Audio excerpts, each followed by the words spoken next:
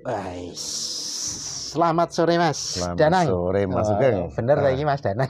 Sementara benar. Sementara. Belum salah. Oke, ini teman-teman selamat sore semua. Jadi ini mampir wedangan main ke tempatnya Mas Danang Ardianta. Beliau ini yang punya sorot. Iya. Nanti kita ngobrol ngulik-ngulik gimana itu cerita ada sorot. Lalu ini di kafenya beliau namanya Kalahari. Kalahari. Resto and Cafe. Iya. Nanti saya tadi ngambil gambar dikit-dikit Mas. Nanti tak gabung-gabungin biar teman-teman tahu itu. Boleh. Terima kasih. Oke. Jadi kita akan ngobrol-ngobrol teman-teman wedanger semua dengan Mas Danang. Kita saat ini di Gunung Kidul di tempatnya Mas Danang. Kepek ya Mas? Kepek. Kepek. Lalu Mas Danang ini kakak angkatan saya di Filsafat UGM. Sekarang beliau ini juga menjabat sekretarisnya Kagama Filsafat. Iya.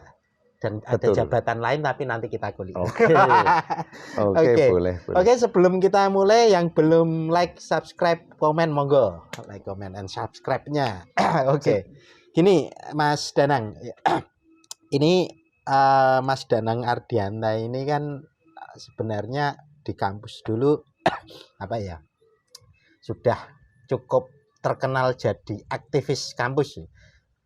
Ngulik-ngulik sebentar, zaman dulu gitu Mas. Oke. Boleh. Nggak apa-apa, rahasianya dibuka juga boleh. Oh nggak apa-apa. Oke. Gimana Mas? Cerita-cerita dulu Mas Danang. Jadi awal mula filsafat ini ya, saya masuk filsafat itu. Ya. Jadi bukan kemudian sesuatu yang kemudian baru. Karena waktu itu dimulai dari ketika masa muda saya ini seneng tirakat, prihatin kayak gitu kan. Masa muda ini dimulai SMP, SMA? Dari SD. Oh gitu. Dari SD itu udah diajarin sama orang tua, iya. Jadi sama orang tua udah diajarin dari SD itu untuk tirakat lah kalau orang Jawa begitu. Oke. Kemudian ketika SMA itu bapak ini almarhum sudah mengatakan kalau kamu memang suka lagu tirakat, lagu prihatin, seneng kejawen, nah kamu carilah nanti masuk di Fakultas Filsafat gitu sehingga bisa mendalami ilmu-ilmu itu. Oh begitu. Dulu bapak ini udah kayak gitu. Iya gitu karena bapak dulu juga ini UGM juga gitu, Fakultas Ekonomi. Oke. Jadi tahu di situ ada Fakultas Filsafat. Dan itu waktu itu zaman Pak Damarjati mungkin sudah menggema ya? Udah Pak Damarjati waktu itu Profesor Damarjati itu sudah namanya sudah menggema benar. Menggema di radio-radio sering disetel. Ya, betul. Gitu. Akhirnya masuklah filsafat kan gitu. Dulu SMA 1 Wonosari sini ya Mas? SMA 1 Wonosari, SMP 2 Wonosari. SMP 2 itu sebelah mana ya? SMP 2 ini yang dekat lapangan ini. Ya, ini dekat sini malah. Sebelah dekat Pemda itu. Padahal dulu belum ada zonasi ya. Belum. Enggak, belum ini pakai nilai Eptanas murni, pakai Eptanas. Oke. Kebetulan diterima dengan mudah di SMP 2 juga gampang, SMA juga gampang. Berarti dulu jalan kaki atau SMP jalan kaki. Memang dekat. Iya dekat. SMA naik motor. Dulu itu saya aslinya waktu SD pernah di sini. SD apa itu? Dekat Masjid Pancasila ke sana itu loh. Dekat SD ini, SD kalau sekarang SD baru. Iya, SD baru. Sekarang SD baru. Kalau dulu SD 3. Oh iya, saya tadi lewat tuh dulu saya pernah di sini hampir setahun. Itu SD 3. Oh gitu, oke. Jadi lanjut iku masuk geng. Jadi kan akhirnya saya masuk filsafat. Saya udah merasakan nih ketika masuk filsafat, saya udah membayangkan orang-orang ini pasti aneh-aneh di situ. Gitu. Orangnya aneh-aneh, unik-unik, nyantik-nyantik. Dan benar ternyata gitu. Ketika masuk di situ, ketemu dengan waktu itu senior-senior, kemudian dari ospek saya memang oke lah, aku mau mencoba berbeda lah, mencoba melawan mereka kan gitu. Akhirnya banyak seringkali kena hukuman gitu, termasuk dari senior-senior ini kena hukuman. Tapi malah justru karena itu kemudian bisa dekat dengan akrab dengan para senior itu saking seringnya juga dihukum gitu. Yang teringat dulu siapa itu Mas ospek ada Mas Bowo Jemek gitu kan, Mas Bowo Jemek, terus Mas Selani kan gitu, Mas Zul Selani itu, terus yang sekarang jadi Pak Wamen gitu. Oh iya. Bang Nesar, cuma Bang Nesar itu nggak galak sih. Nggak galak. Orangnya baik. Angkatan 90 ya? Angkatan 90 gitu, terus Mas Ares Botol kayak gitu. Oke. Jadi itulah kemudian yang kemudian saya lebih dekat pada akhirnya bergabung dengan mereka-mereka. Oke. Nah, disitulah kita sering diskusi tentang apapun, gitu. Sehingga kemudian aku ikut dalam diskusi-diskusi mereka tentang pergerakan mahasiswa, tentang bagaimana kekuasaan, gitu, bagaimana tentang rakyat di situ. Oke. Akhirnya tertariklah saya ikut mereka, kemudian ya itu ikut aksi-aksi pra 98 gitu. Jauh Itu sebelum dulu apa 98. Mas? Kayak LMND apa udah PRD udah ada atau Belum, apa? waktu belum itu ada ya? belum gitu. PRD belum, LMND juga belum gitu. Oke. Berarti Jadi, lebih ke apa? Lebih kelompok-kelompok kecil iya, gitu? kelompok-kelompok diskusi. Kelompok Jadi ya, diskusi. terus mereka kan punya jaringan. Akhirnya dulu aksi juga nggak banyak, sedikit puluhan orang itu kita ikut. Itu jadi karena sering ikut itu, ya orang mengenal teman-teman yang kemudian masuk baru itu mengenal, wah kayak aktivis kan gitu. Oke. Saya kan dikenal karena itu. Gitu. Kemudian puncaknya di 98 emang menjelang 98. Oh. Ingat 97 itu udah ditangkap juga, dulu pernah ditangkap itu 97 waktu Mega nggak bisa ikut pemilu. Oke, iya iya. Sebagai apa? Dia itu kan simbol perlawanan rakyat itu waktu itu Bu Mega. Dengan PDI Perjuangannya nggak boleh ikut pemilu. Kita ngelawan, kita bikin aksi boikot pemilu. Ya udah dihabisin kita. Itu gitu. dulu di kampus atau di mana aksinya? Kampus, Di aksinya kampus? mulai di kampus. Itu baru jalan, baru masuk kampus udah disikapres gitu. Karena dulu Sudah diangkut itu. karena terkenalnya ya aksi-aksi yang dekat filsafat itu. Maksudnya di filsafat karena dia deket apa dulu bus-busan lewat situ juga teman. Zaman Iya, dulu iya memang dulu memang masih dibuka, belum seperti ini, sekarang ini. Jadi akses kita itu gampang, mau kampus itu tinggal naik bis kota udah sampai gitu, sampai pinggiran kampus. ya. Gitu di lembah itu. Nah, zaman dulu itu kayak UKM Pijar udah ada. Udah ada. Sunday Morning apa itu? Sunday Morning itu 96 ya lahirnya. Oh, malah 96. Jadi belum ada. Sunday Morning ini kan dibentuk itu oleh teman-teman seperti Pak Gendel, Pak Gundul, teman-teman filsafat dan teman-teman D3. D3 ekonomi yang waktu itu kan satu gedung dengan kita nih. Ya, sebelahan. Ya, sebelahan satu komplek gitu. Senang musik kayak gitu, akhirnya Pak Gendel itu punya alat-alat musik, bawa kampus lah itu untuk melengkapi yang tadinya ada sebagian kecil di kampus itu ada, cuma dilengkapi oleh Pak Gendel dan teman-teman, ada yang bawa punya alat dibawa. Akhirnya terbentuklah itu Sunday Morning itu. Yang kemudian dulu bikin acara di pojokan kampus itu terkenalnya kita ngeband lah itu sama teman-teman. Ya ada di situ ada teman-teman humaniora juga. Yang dulu nggak ada pedagangnya sampai ada pedagangnya, nebeng dagang di sekitar kita band-bandan itu, kemudian sampai akhirnya banyak dan sekarang menjamur setiap itu minggu pagi itu. Ya, oke. Dulu sempat rame banget itu. Rame sekarang banget. Jalurnya dipindah ya, mengikuti jalur. Iya, dan sekarang nggak tahu, sekarang saya lama ke sana ya. Tuh. Nah, jadi begitu. Pijar gitu sempat. Sudah ada Pijar. Saya belajar dari teman-teman Pijar. Belajar nulis. Itu banyak di situ teman-teman, ada Mas Anto, kemudian Mbak Nining itu sering ngajarin kita berdiskusi. Mbak Nining bisa ngelukis itu ya? Iya, Mbak Nining, karena Mbak Nining itu di samping filsafat juga isi juga kan. Double ya? Iya, Mbak Nining itu kuliah di isi juga. Oke.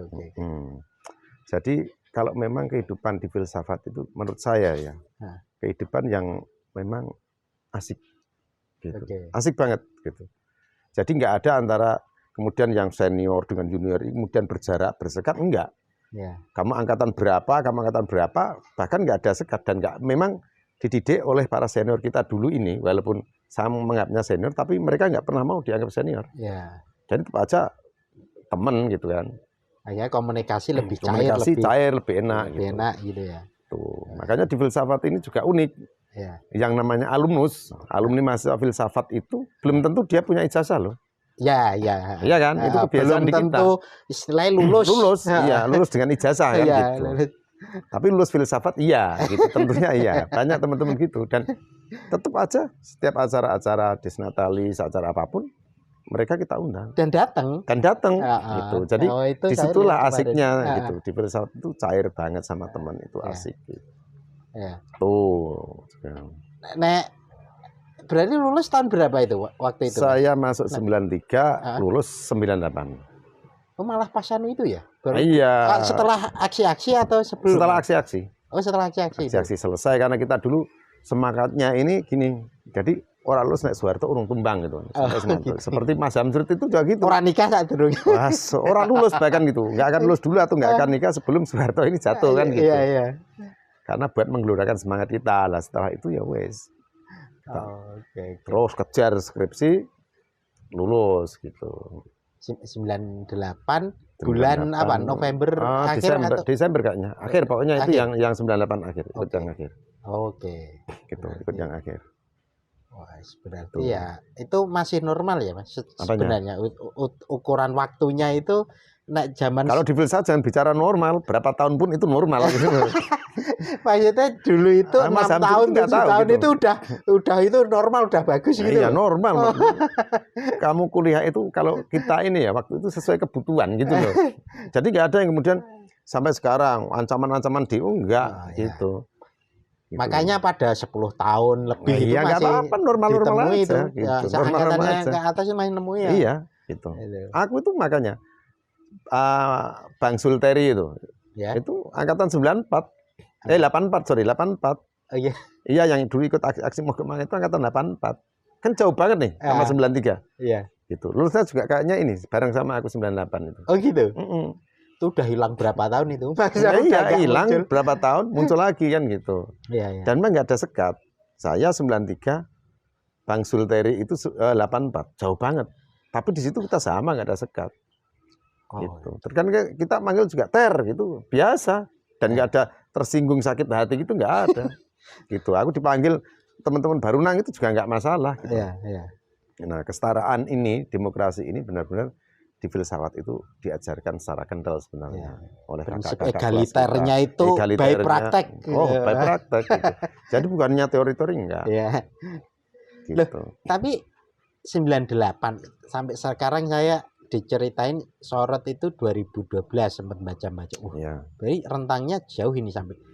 Nah, itu aktivitas pasca itu sampai sorot berdiri itu apa wae ya? Nah. Karena dulu kan pernah di Iya. partai juga tuh, Ya, di di PDIP. PRD no. Oh, PRD dulu ya? Iya dong. Oh, PRD ya. Jadi lulus gini, 98 ini lulus.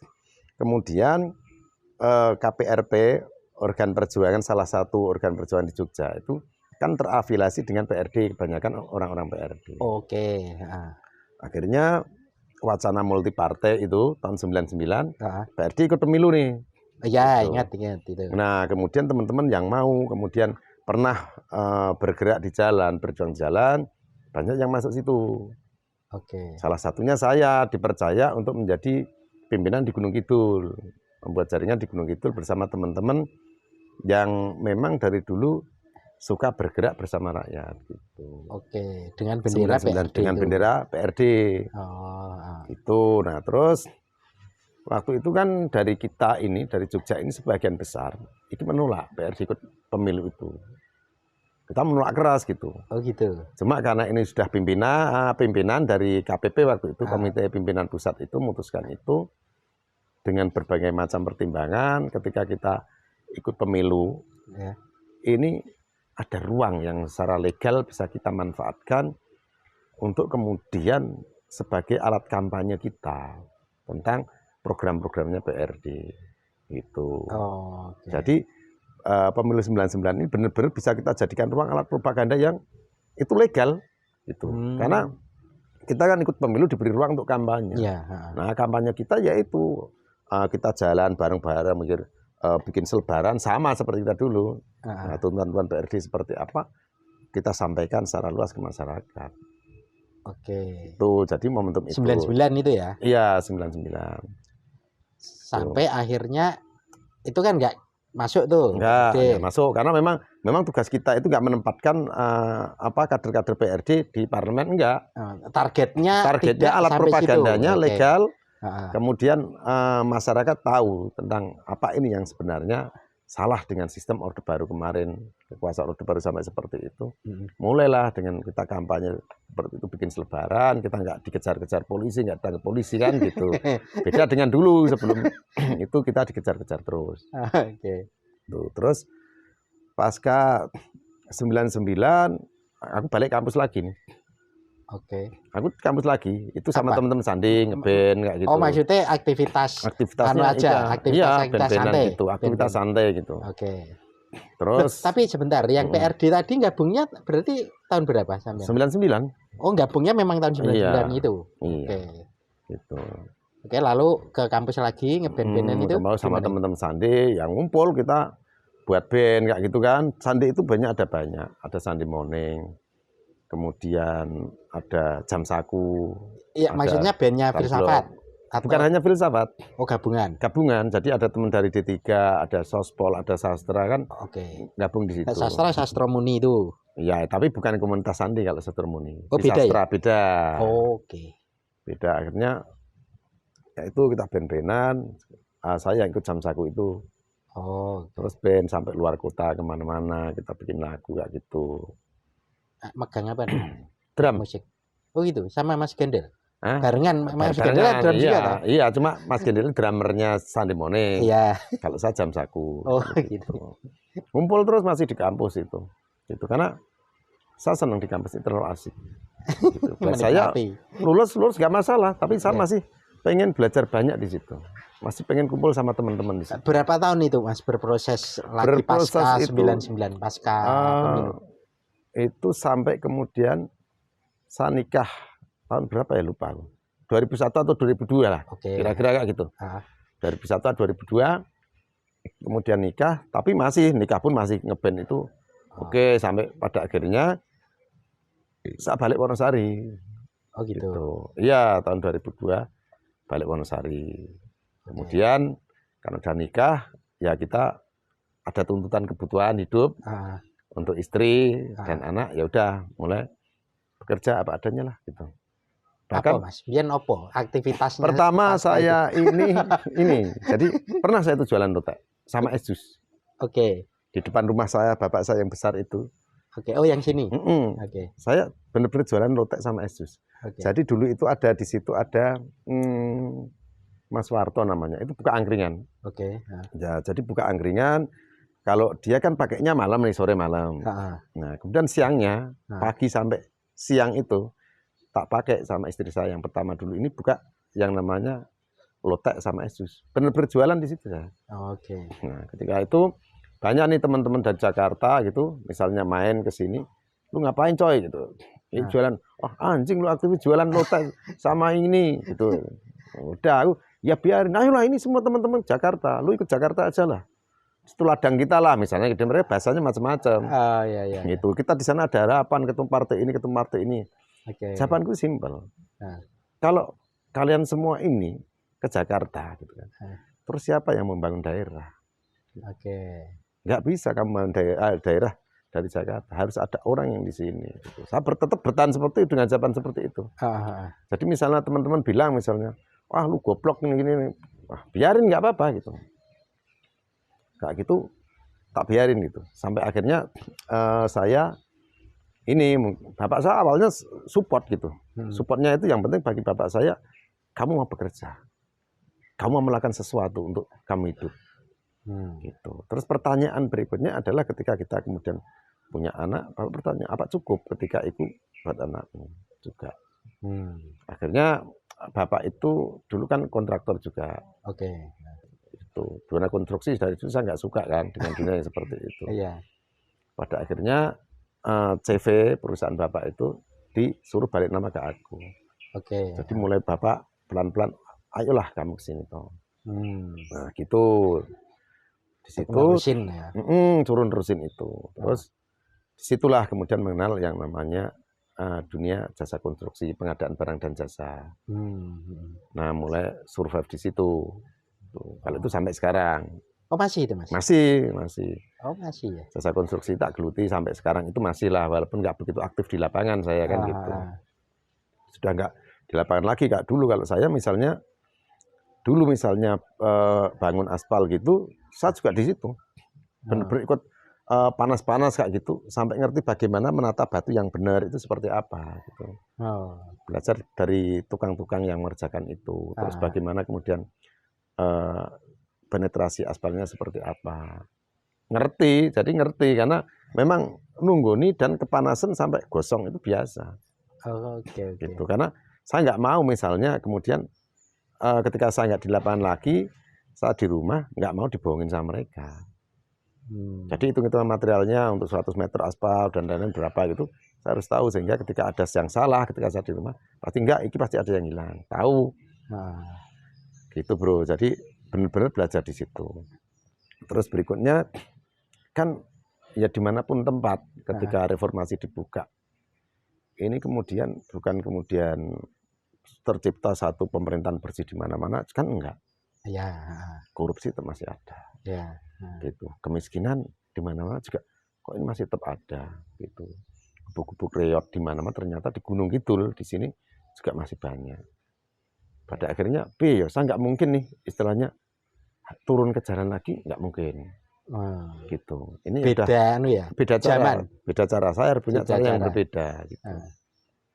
Kecuali jika memang harus, pernah saya memang turun ke jalan, ada beberapa kasus yang memang saya harus turun ke jalan lagi, nggak apa-apa, termasuk yang waktu kasusnya Reza waktu itu dianggap korban kecelakaan, kayak gitu, padahal dia malam habis takbiran Idul Adha itu dipukul jatuh, sama waktu itu ada salah satu oknum, terus di situ ceritanya diinjak-injak dan lain-lain, tapi penanganannya nggak serius. Nah disitulah saya kembali lagi, mau nggak mau turun ke jalan lagi. Nah waktu itu sebenarnya saya udah ciptakan apa sih gitu, yang kemudian bisa membuat saya ini dimanapun tetap memperjuangkan seperti saya kemudian waktu kuliah dulu. Nah kemudian disitulah muncul yang namanya sorot. Gitu. Mas. Nah ada beberapa teman kan gitu datang ke sini, minta Mas, ayo Mas tolong saya dibantu untuk membuat media apa? Ya media berita gini-gini. Kalau saya ini kalau membuat sesuatu tak bilang sama mereka, ini serius, nggak mau yang abal-abal. Terus pokoknya derek gimana? Oke. Kemudian ada yang teman yang punya namanya Pak On yang sekarang direktur saya ini. Mas kalau namanya ini gimana? Wah GK apa Pak Iki? Sorot GK. Blog waktu itu masih blog. Ora tegas Pak kayak gini. Gitu. Buat aja langsung sorot Gunung Kidul. Itu akhirnya sama teman-teman itu disepakati gitu. Dari blog akhirnya saya berproses nih. Jadiin PT sekalian. Sejak awal langsung PT memang? Iya berproses setelah setahun itu aku ini tak pikir-pikir, oh ini harus daftarkan di Dewan Pers kan gitu. Ya udah, saya ketemu Bang Nesar, saat sendiri datang ke Jakarta itu di situ, terus di situ dikasih tahu banyak hal sama Bang Nesar itu, akhirnya mantep lah di situ kita daftarkan di Dewan Pers, dan ternyata verifikasinya lama. Oh gitu? Iya, bertahun-tahun itu baru diverifikasi administrasi datang ke sini gitu. Pas sejak mulai itu yang 2012 itu?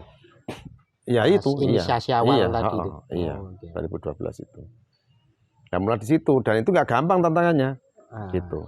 Saya melihat ke depan waktu itu kan saya ngelihat ini ada media berita konten-konten online kan, media berita online ada Detik juga. Ini ke arahnya teknologi itu akan menjadi sesuatu yang besar gitu. Handphone ini akan menjadi sesuatu yang penting. Gitu. Pada akhirnya awalnya kita berpikir ini mau ada cetaknya apa enggak. Saya bersikukuh untuk enggak. Nah itu perlawanan dari masyarakat Gunung Kidul waktu itu juga enggak sedikit. Iki ono apa iki? Sorot ki opo kan gitu ditanyain enggak gitu. Tapi bersikukuh aja, biarin aja jalan terus. Gitu. Padahal itu karena berita-beritanya memang gitu, kita itu sangat kritis. Dikenal lah itu.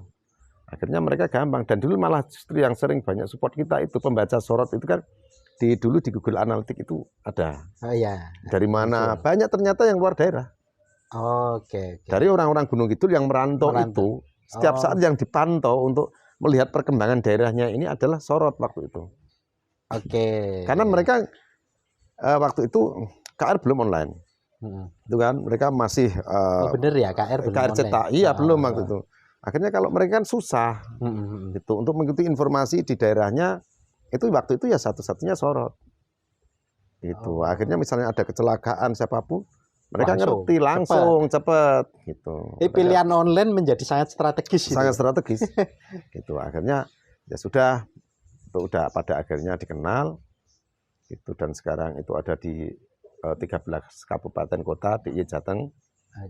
Gitu, dari satu sorot Gunung Kidul itu sekarang udah di DIY Jateng. Jadi sorot beberapa kabupaten itu ya. Di Babendera sorot.co sekarang. Nah, sekarang berubah, tapi yang tadi banyak beberapa tempat itu dalam satu. Iya, Kak Tribun itulah mirip-mirip Ya, Tribun ya, itu. ya. Oke. Nah gitu, akhirnya ya sekarang orang lebih mengenal sorotnya daripada danangnya kan gitu. Ini lebih menasional ya secara brand. Sorot.co, iya. ada apa itu mojok.co, lalu iya, ada. Karena rencana apa? kita juga nggak berhenti di 13 kabupaten kota ini.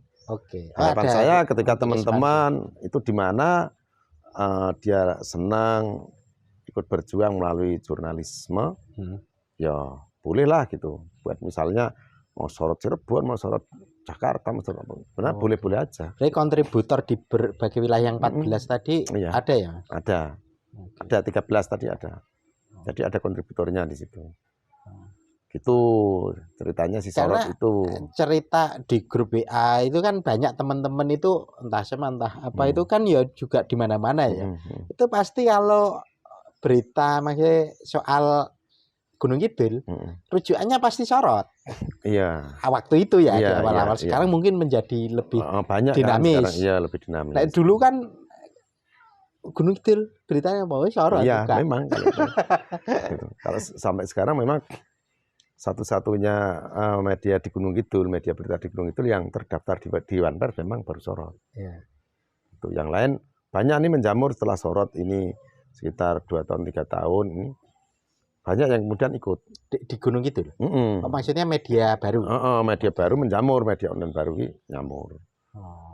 Cuma untuk yang terdaftar sampai saat ini baru sorot di Dewan Pers. Nah, karena beda lah perlakuannya kalau kita terdaftar sama tidak itu. Iya. Nek kan sekarang yang lainnya juga nggarap online toh Mas. Ya. KR yang waktu itu belum apa akhirnya online, Kompas juga online. Nek pemetaan itu sorot kan malah cenderung lebih awal ya. Mungkin detik lebih awal lah jelas. Tapi sorot kalau di Jogja kan akhirnya yang sudah lama nggarap dicetak itu kan kalah start dengan sorot. Iya, kalau ininya sih berdirinya memang iya. Dan kita tetap membaca kita itu bagus. Kemudian sebagai media lokal ini untuk YouTube channelnya aja, jadi sorot media itu sudah berapa ya? Ya lumayan, berapa puluh ribu, hampir 40.000. Oke. Sebagai media lokal kan udah lumayan lah kayak itu. Ya. Jadi YouTube-nya juga digarap. Digarap. Modelnya lebih ke apa kalau YouTube Mas? Kalau YouTube ini banyak untuk live ya. Jadi untuk live kegiatan kebudayaan. Oke. Acara-acara pemerintahan misalnya itu banyak yang minta sorot live gitu. Atau acara musik kayak gitu. Oh gitu. Dan itu di akunnya YouTube-nya. Sorot Media. Karena Tribun juga garap modelnya pendek-pendek itu kan. Yang lain juga mulai garap. Jadi semua lini dimasuki. Iya, kalau kita kebanyakan live, terutama untuk acara-acara budaya. Kita paling sering untuk acara budaya. Gitu, pentas seni apa itu kita garap. Nek mulai orang percaya dalam arti secara pendekatan bisnis kan pada akhirnya kan ono sing nganu iklan macam-macam itu.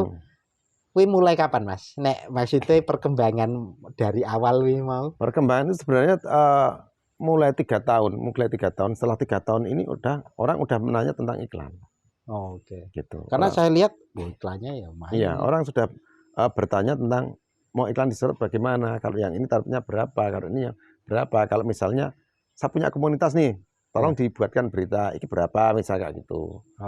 Itu udah setelah 3 tahun itu udah kenceng. Setelah 3 tahun udah kenceng. Orang-orang misalnya request berita gitu atau di webnya kayak gitu, itu udah kenceng gitu. Makanya terus setelah 3 tahun ini kan berkembang sampai Jogja juga. Ada sorot Jogja kayak gitu. Berarti secara bisnis sangat layak lah jalan gitu loh. Ya mungkin dalam gitu. dalam konteks pendekatan ininya Iya. ya maksudnya. Masa saya masih berbicara kemungkinan. Nah, Karena sekarang kan pesaingnya juga banyak kan, oke. gitu sehingga orang mau iklan, kemudian muncul konten-konten pendek seperti ada banyak pembuat konten yang itu bukan media berita, Oke. Nah. tapi justru orang banyak endorse di situ. Nah ini PR juga buat sorot supaya tetap orang mau beriklan di sorot ini. Oh iya. Tuh kan ada dia cuma punya kanal YouTube atau mungkin punya Instagram biasanya kan gitu. Tapi dia di-endorse oleh banyak orang, banyak perusahaan gitu. Karena trennya sekarang ngarah ke situ Trennya juga ngarah ya. ke situ gitu. Makanya Baik orang Instagram, Facebook, media sosial ya. Itu ngarahnya ke situ semua. Iya. Konten-konten kreator itu asik gitu. Iya. Karena ada keasikan di situ ketika orang mengiklanin usaha apa di situ, mereka karena ahli membuat konten yo hasilnya juga apik gitu dan mereka senang. Nah, itu yang kemudian mencoba akan dibuat oleh sorot seperti itu. Menyesuaikan Iya dong. situasi juga. Iyalah, kita harus menyesuaikan kalau enggak repot. Gitu. Iya. Nah, aktivitasnya kan berarti sangat beragam ya sekarang. Yang tadi dunia kontraktornya tetap masih, sorot di dunia media jalan. Partai dengar-dengar juga jalan. Dulu pernah di PDIP ya, pas KPRD itu. Ya. Nah itu PDIP berarti tahun berapa Mas? PDIP 2019. Oh belum lama ya? Belum lama, dan itu ada ceritanya juga. Oh gitu, gimana? Jadi ceritanya apa ya? Jadi dulu ini kan gini, saya wacana didorong teman-teman untuk majulah di kontestasi pilkada. Oke, karena saya punya hubungan erat dekat dengan PDIP, Gunung Kidul khususnya ya. Juga dari kamus dulu kan, kita udah bela Bu Mega waktu itu juga. Darah kita itu sebenarnya darah merah sebenarnya. Sampai sekarang pun darah merah itu tetap ada di kita gitu. Cuma merahnya sekarang ya merah gitu kan, tapi dalam satu konsep visi misi yang sama tentunya kan. Nah dulu itu mau pilkada, terus ini ada dengar-dengar waktu itu tadi tokoh partai sini ngundang lah gitu. Itu tanya saya gitu, Mas dengar-dengar mau maju nih di pilkada. Ya kan gitu. Kemudian Mbak coba lewat PDIP kalau kerso, silahkan dipakai gitu bahasanya. Tuh, karena itu siapa yang? Nggak ada lah, nggak usah disebut. Ada lah gitu. Ada gitu. Dan itu di partai itu punya kekuasaan yang luar biasa. Kemudian kita ketemu empat mata, saya dimintain untuk masuk jadi pengurus. Dari dulu ditawarin setiap siapapun ketua DPC-nya PDIP selalu ditawarin, bukan hanya PDIP sebenarnya banyak yang nawarin saya untuk maju di kontestasi pemilihan legislatif. Tapi saya nggak pernah mau ditawarin nomor 1 dimanapun, saya nggak pernah mau. Karena sudah untuk di politik praktis ini sudah kayaknya saya udah males lah kayak gitu. Waktu itu. Udah males lah. Kemudian ada kontestasi pilkada. Oh iya, tetap nggak bisa lepas dari partai politik. Akhirnya kalau kamu di struktur di partai ini, yang namanya kader itu akan ditambahkan jadi prioritas. Tuh, lihat perkembangan. Kok saya melihat kok enggak ya? Ada banyak kader yang kemudian akhirnya ditinggal dan dimunculkanlah untuk pasangan calon dari PDIP kala kemarin itu bukan nggak ada satupun yang kader PDIP. Oh gitu malah. Iya, akhirnya kalau saya kan, wah kalau ada orang yang kemudian udah nggak pegang komitmen, saya juga nggak bisa bekerja sama di tempat seperti itu. Karena simpel bagi saya ketika kita ngobrol itu salaman itu dari komitmen. Dan gitu ketika ya sudah, saya mengundurkan diri dari jabatan saya waktu itu wakil ketua DPC, wakil ketua 1 DPC, saya mundur.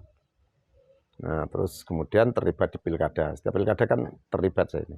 Yang bupati saat ini. Kemudian Pak Sunaryanto waktu itu, Pak Mayor terkenalnya itu datang ke sini. Belum pensiun ya? Waktu itu belum. Waktu itu belum. Terus ya itu, kemudian udah kita ikut itulah kontestasi itu dan ya alhamdulillah puji Tuhan sekarang Pak Bupatinya jadian gitu. Waktu itu yang angkat partainya Golkar sampai KB. Golkar sampai KB. Golkar sampai KB. Itu Beliau itu terkenal waktu itu memang tim sesnya Bupati. Pak Bupati yang sekarang Pak Sunaryanto. Ya. Dan biasanya untuk bupati sebelumnya juga iya. Oh gitu ya. Kecuali di 2015. 2015 ya. Saya enggak. Oke. Karena ada satu lain hal, saya di tengah jalan saya berhenti gitu aja. Oh, oke. Beliau itu nggak perlu protokoler kalau kontak-kontakan dengan bupati. Ya perlulah. Oh, perlu. Protokol tetap perlu, kita paham juga gitu loh. Ya kan yang informal ya di luar kantor kan.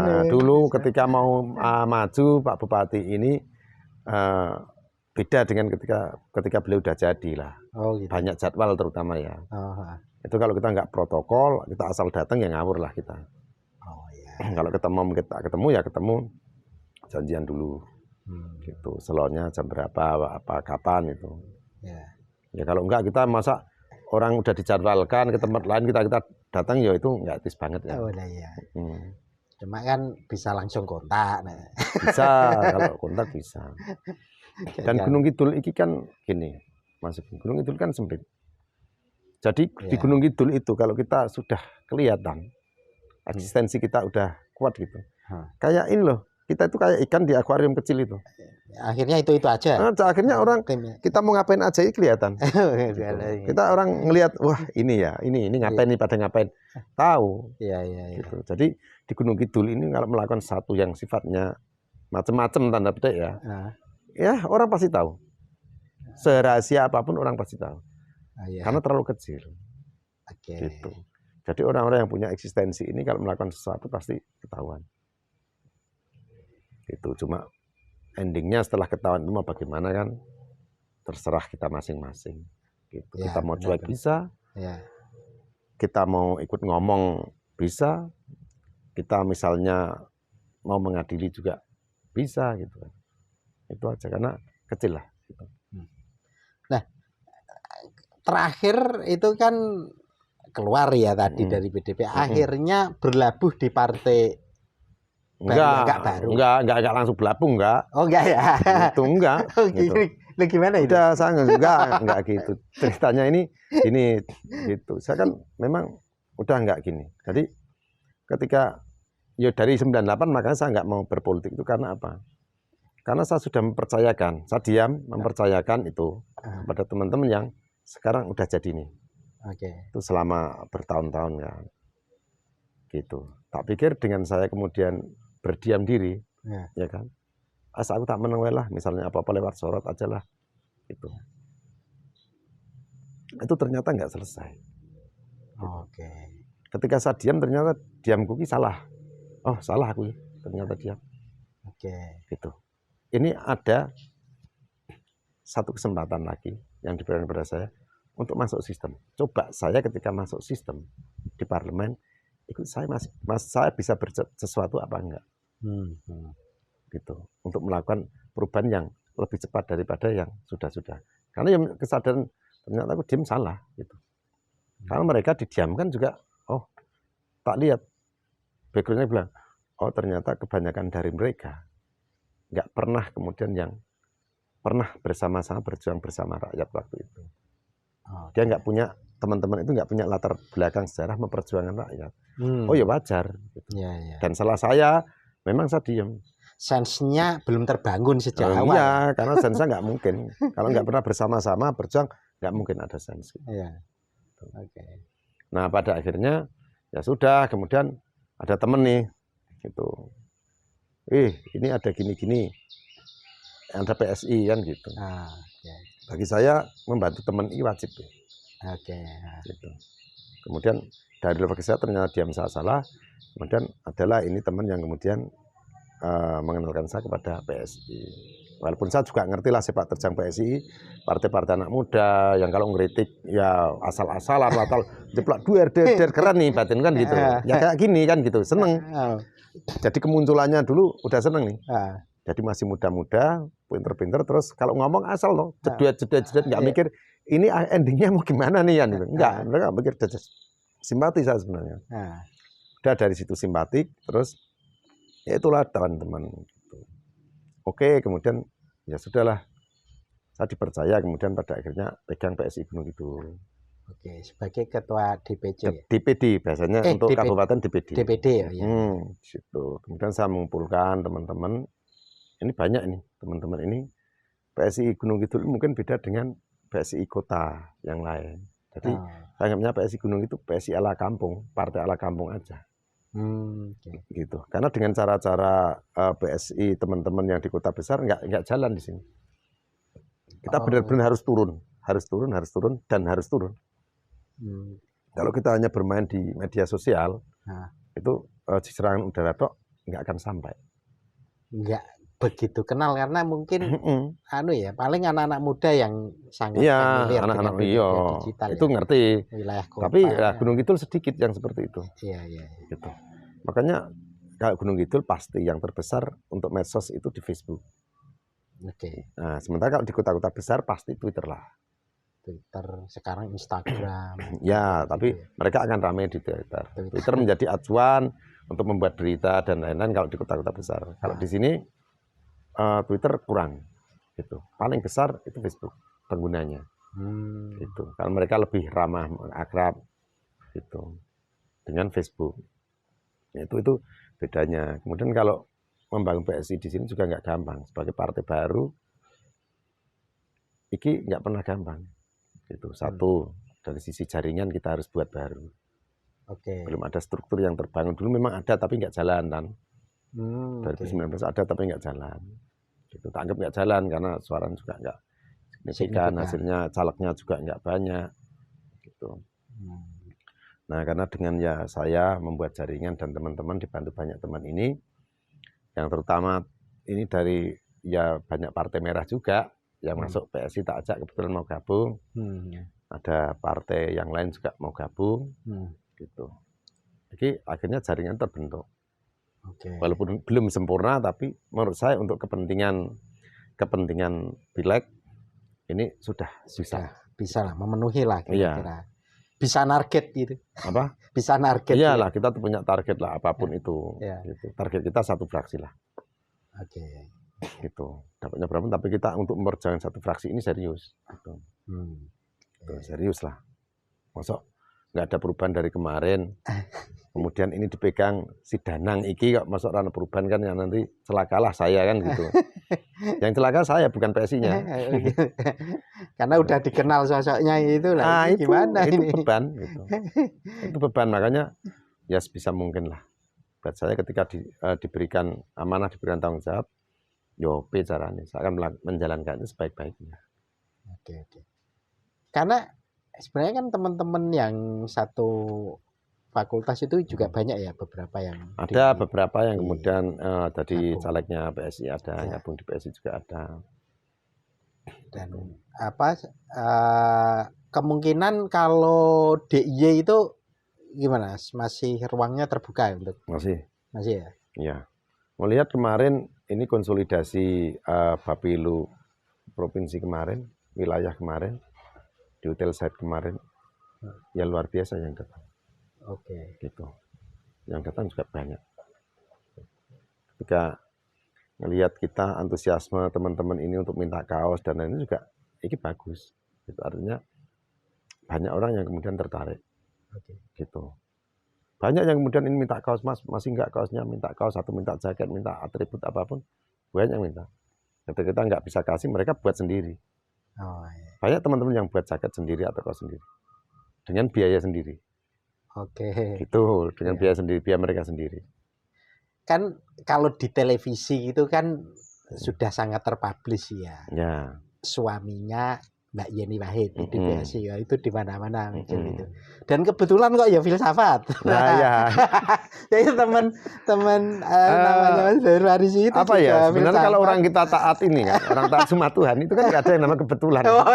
Katanya kan gitu. Ini bahasa halus. Bahasa halus. Enggak sebenarnya. Yo bahasa kebetulan ini bahasa yang komunikatif sebenarnya. Kebetulan si Thohir Farisi ini sahabat kita di filsafat. Saya juga kaget kok dia tiba-tiba, wah kok di sini gitu kan. Dia kan memang orang yang suka banyak memberikan kejutan dia itu. Tiba-tiba, oh di sini kan gitu. Itu suka bikin kaget ya. Kemarin juga ketika di PSI juga saya kaget. Oh, kok ini orang ini sudah di sini si manusia ini kan gitu. Tapi ya sudahlah gitu. Apapun dia di Jakarta ini sosok yang sebenarnya ditokohkan juga. Oke. Dan saya tahu itu. Bukan karena hanya suaminya Mbak Yeni. Iya. Saya tahu perjuangan dia itu benar-benar oh kayak gini. Oke. Ini kapan-kapan main ke tempatnya Mas Dehir ini. Oh, boleh. Saya sudah berkali sih ke sana. Yang di VB ya. Di ya. apa Peace Village. Peace Village, ya. Itu. Main yang di Jakarta loh. Di Jakarta belum. Iya, besok kapan-kapan main di sana. Jakarta itu. Dan terakhir ini Mas Danang ini membangun semacam kafe apa rumah makan apa restoran. Gabungan lah, restoran kafe lah kira-kira gitu. Dan sangat nuansanya Bali. Bagus banget. Ono Jawa ini juga sih sebenarnya kan Iya. Mas Joglo ya? Iya, Limasan. Oh, Limasan itu ya. Oh, Limasan lalu dari luar masuk itu udah ornamen Bali. Gitu. Ini tahun berapa Mas? Mulai? 3 tahun yang lalu lah. Kurang lebih. COVID. Karena saya terakhir ke sini dulu pas bawa alpukat besar itu. Kan saya Gunung Kidul juga. Karena saya ke Pasan ada. Masa kayak mampir. Itu belum buka oh, seingat saya Mas. Waktu itu. Kayaknya udah itu. Udah toh? Karena kita udah di minibar kan. Ngobrolnya itu kalau udah ada minibarnya itu. Oh, itu udah. Udah. Oh, itu awal-awal. Oh, itu awal-awal banget. Karena itu belum COVID, seingat saya. Itu sudah COVID. Oh, itu udah COVID toh? Pasca COVID gelombang pertama toh. Oke. Karena apa? 3 bulan setelah kita buka, itu PPKM darurat. Oh. Nah, 3 bulan setelah kita buka, itu langsung PPKM darurat. Dan kita libur. Kita libur lama gitu. Iya. Lama karena memang semua restoran kan nggak boleh buka kan. Itu nggak boleh buka. Kita libur lama. Sementara pegawai-pegawai kita perbantukan. Setiap saat kita buat nasi bungkus. Oke. Nasi box, bukan nasi bungkus. Nasi box itu kita bagikan buat teman-teman atau saudara yang kena COVID waktu itu. Keluarganya kayak gitu. Jadi kafenya libur, tapi pegawainya masuk untuk membuat nasi box, terus nanti sore apa-apa itu bagikan. Oh gitu. Oke. Gitu. Itu di untuk juga pas ada isolasi mandiri apa gitu juga ya? Iya, pas isolasi mandiri itulah. Pas isolasi mandiri. Ya kita cari data lah mana yang isoman. Kebetulan di kampung sini banyak toh. Iya. Akhirnya ya itulah kita kasih di beberapa itu kita kasih. Oke. Nah, sekarang udah mulai tahun kemarin udah jalan normal ya Mas? Maksudnya jalan normal. Ya. Terus itu. Udah setahun terakhir ini kan udah lolos bahkan udah dicabut juga kan. Iya. Ini asik tempatnya. Tempatnya asik. Kok kepikiran dulu buat kayak gini piye Mbien? Nek bangunannya memang wis ono. Saya itu nggak punya pikiran sebenarnya. Jadi cuma terkadang saya ini kan orang yang sulit untuk tidur awal di malam hari. Oke. Jadi tidurnya pasti hampir pagi gitu. Oh gitu. Jadi mikir, ya orang filsafat lah mikir, ini apa ya mau bikin apa itu. Tiba-tiba dapat inspirasi, oke jalankan pelan-pelan. Ini kan proses panjang ini. Sebenarnya untuk jadi rumah ini pun ini kan bertahap. Oke, yang rumahnya ini ya, yang ini dulu kan kebun jati kayak gitulah. Oke. Gitu. Jadi ya itu misal dapat inspirasi apa masukin. Tapi kita memang sudah punya grand design-nya, saya pengen buat seperti ini. Dan seperti ini pun belum selesai sebenarnya. Masih ada ide-ide yang ini penyempurnaan ya. Belum kita selesaikan. Ini masih panjang. Ini menarik ini konsepnya asik gitu tadi saya sempat buat video pendek-pendek nanti tak gabungin lah dikit. Biar teman-teman tahu toh. Biar teman-teman tahu karena saya juga baru latihan ngedit Mas. Jadi iso gabungin. Iya. Tapi bagus ini, yang gambar ini juga tadi tak butuh. Wah, asik yang karena yang depannya nggak ada tuh. Tulisan aja. Wah, ini tadi asik ini. Iya. Gitu. Nah, ini Mas soal Gunung Kidul sekarang. Ini kan udah hampir 1 jam lah. Kita udah 10 menit lagi kurang. Itu soal Gunung Kidul sekarang kan Bupati baru nih. Dan Mas Danang sudah ngawal sejak awal lah gitu. Kira-kira ke depan gimana ini Gunung Kidul, karena Gunung Kidul itu di mana-mana. Kalau temen Jakarta, temen mana, apa ya, tempat wisata yang dikenalkan gitu, pantainya, gua lah, macam-macam gitu. Lalu pendekatan pembangunannya apakah juga akan push di wisata atau ada yang lain juga, itu dalam bayangan Mas Danang sebagai, bisa jadi sebagai calon ini juga sebagai yang berinteraksi intens dengan Pak Bupati. Iya. Gimana ya? Kalau saya memang Gunung Kidul ini kan wilayahnya ini sepertiga wilayah DIY, wilayah terluas di DIY. Oh ya. Gitu. Dan kebetulan memang sebagian dari itu adalah hutan dan lahan kering sebenarnya.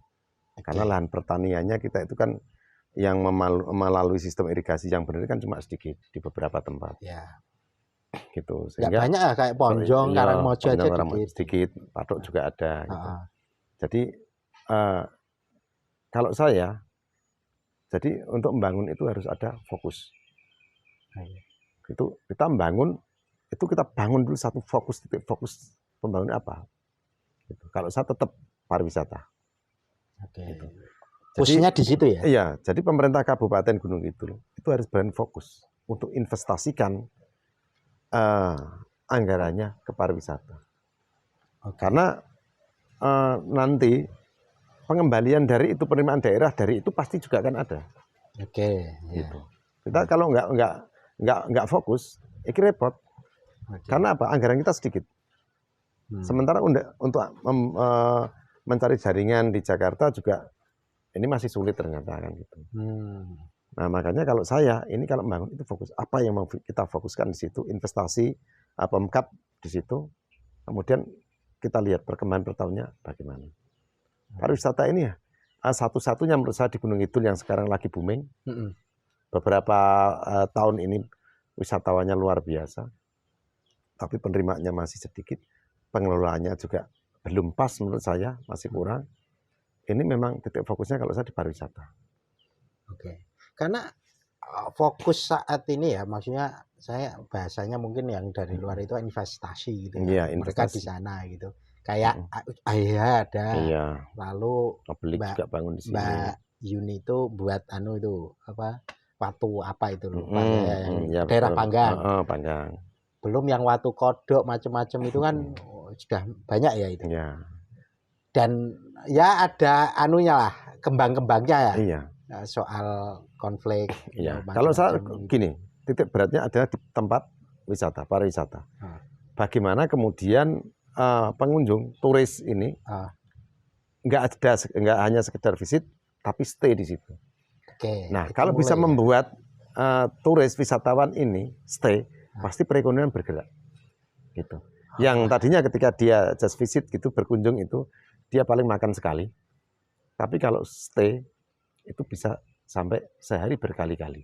Iya. Kan gitu. Sehingga di situ bergerak. Mereka orang yang bisa dagang, dia membuat produk industri olahan makanan atau industri kerajinan, bisa mereka dagang di sekitar situ. Makanya penginapan udah mulai banyak aja. Penginapan banyak, di sini hotel berbintang juga ada sudah. Kalau yang baru yang di kota ini, kalau yang daerah-daerah pantai? Daerah pantai banyak gitu. Cuma yang menurut saya yang memang representatif juga belum banyak. Di kawasan pantai loh ya. Yang representatif itu belum banyak. Ada beberapa sudah ada, tapi belum banyak. Lagi pula mereka juga cuma belum stay ini loh. Mereka cuma berkunjung, mentok dia semalam, habis itu balik. Ya itu guyonanya gini, jadi outdoornya itu kan memang Gunung Kidul lah kira-kira. Tapi mereka kenapa balik? Karena pengen wisata malamnya di kota Jogja.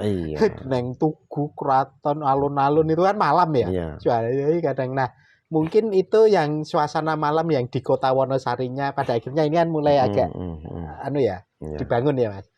Lalu mungkin di area pantai itu mungkin juga. Kalau menurut saya memang titik fokus kita itu adalah area pantai. Area pantai ya. Area pantai di mana di situ kehidupan di pantai itu enggak hanya kehidupan kemudian di siang hari orang melihat panorama pantai yang bagus. Dengan pasir putihnya Gunung Kidul kan terkenal nih. Tetapi memang di situ orang melihat banyak aktivitas kebudayaan berkesenian di sekitar pantai. Sehingga mereka bisa di situ benar-benar bisa menikmati yang namanya kemudian wisata alam, kemudian bagaimana dia bisa menikmati kebudayaan seni budaya yang ada ditampilkan di situ. Oke. Gitu. Akhirnya orang adalah ini misalnya banyak kemudian di Gunung Kidul itu namanya desa budaya atau rintisan budaya atau desa budaya mandiri. Iya. Cuma kita mau lihat tari-tarian sekarang nggak ada di mana. Sekarang kita mau lihat ketoprak, kita nggak ada. Wes, kesenian apa kita nggak ada sekarang. Beda kalau kita misalnya ya nggak usah membandingkan Bali itu dipakai sini enggak. Tapi satu sistem yang dibuat. Contohnya bagaimana orang-orang Bali berkebudayaan, berkeyakinan, berkebudayaan. Kita ada jadwalnya. Ketika di Bali nonton tari kecak di mana, ada banyak tempat kan. Oke. Ini kan sehingga itu menjadi satu jadwal kunjungan wisata.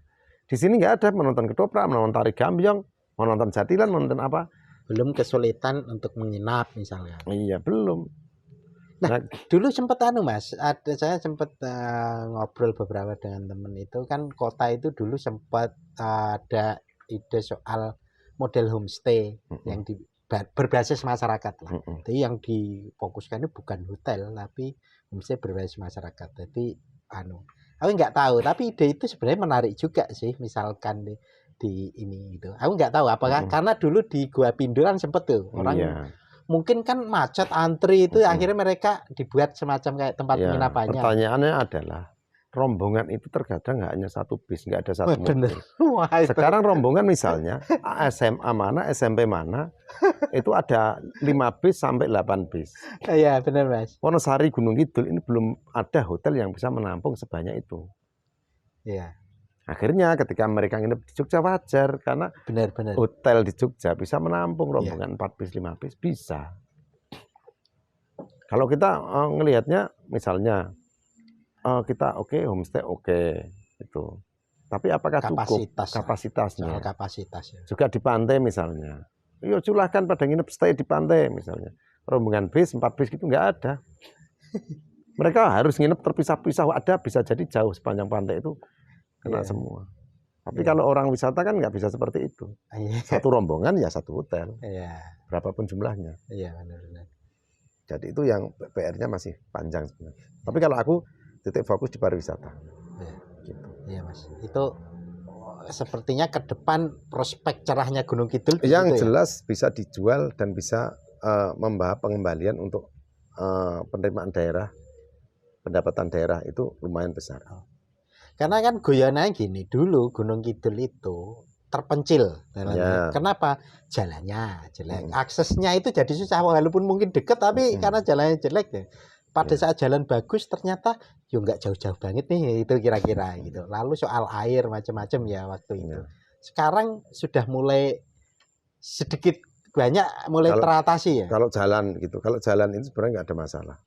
Gitu.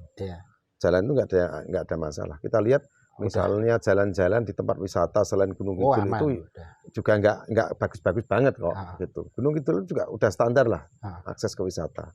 Masalah kalau terjadi kemacetan itu wajar. Walaupun itu memang harus diatasi tapi itu wajar.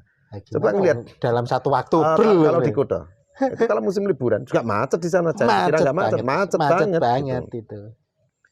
Kayak gitu. Itu rame di Cuma memang harus disiapkan skema bagaimana wisatawan itu tetap akan lebih asik kalau memang nggak ada kemacetan di situ. Iya. Pasti akan lebih asik gitu.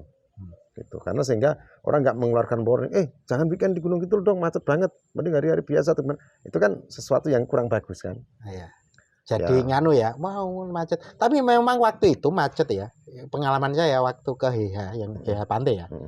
Itu kan saya agak siang Mas, berangkat aman, motoran sama teman. Saya nggak nunggu sunset kan, saya balik. Tapi udah sore banget. Yang ngantri Mas untuk datang. Saya bikin sederhana. Ini mereka arak tekan kapan nguyak sunset? Nah, ono jelas orang yang nyanda. Makanya itu kan. Baru itu kan ono petang. Itu kalau memang kan lebih baik nggak macet. Tapi masalah kemacetan itu gimana-mana kalau memang pas musim liburan itu macet. Tapi harus disiapkan skema gitu. Sementara Gunung Kidul ini jalan akses ke pantai itu kan banyak sebenarnya. banyak sekali akses ke pantai. Iya Mas, benar. Yang bikin sebenarnya bisa mengurai kemacetan ke pantainya. Untuk jalan Jogja Wonosari pun sekarang kan udah dimulai nih, jalan nasional dengan Pemprov DIY itu kan udah mulai mengurai beberapa alternatif jalan. Oh iya. Itu. Yang Kemarin Langgeran ketika juga sekarang kan ini dibangun jalan buka tutup ini kan. Benar-benar. Nah, kalau Patok saya nggak mau resiko, ambil kanan sampai ke kanan, terus turun ke piungan itu. Iya benar-benar Mas itu. Saya nanti mau nyoba yang lapangan Gading. Oh iya. Kanan gitu. Nggak tahu cepet. jedulnya mana, nggak tahu, pokoknya Iya, nyoba coba aja. Aman map sekarang. Oke Mas, ini kita sudah hampir 1 jam, penutup Oke. lah kira-kira. Kira-kira apa sih kegelisahan dan sesuatu yang ingin dilakukan di Gunung Kidul? Oh ini masih kurang ini dan kayaknya butuh nih yang ini. Iya. Ini mungkin bisa Kalau gelisah disampaikan. itu saya orang yang minimalisir biar saya nggak gelisah. Oh.